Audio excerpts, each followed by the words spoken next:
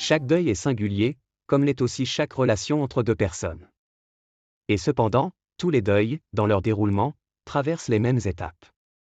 Quelles sont ces étapes?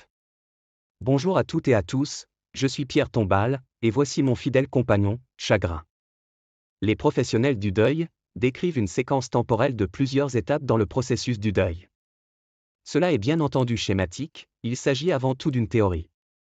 Nous allons décrire brièvement ces différentes étapes, et nous reviendrons sur chacune d'entre elles, de manière plus détaillée, dans les prochaines vidéos.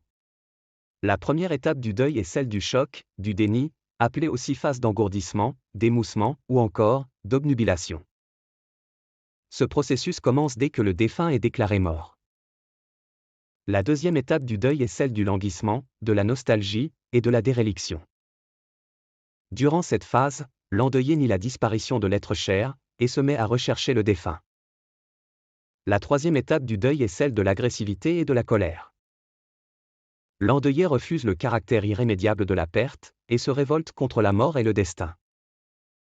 La quatrième étape du deuil est celle du travail de deuil proprement dit, appelée aussi étape de désorganisation, de désespoir, et de l'état dépressif. L'endeuillé entre enfin dans le chagrin du deuil. Cette phase dépressive est centrale dans le travail de deuil.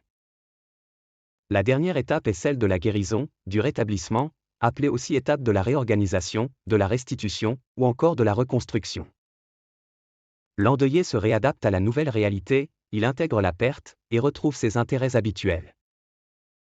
J'espère que cette vidéo vous a plu. Si vous aimez la thématique de cette chaîne, lâchez un pouce bleu et abonnez-vous. Sur ce, je vous dis à très bientôt.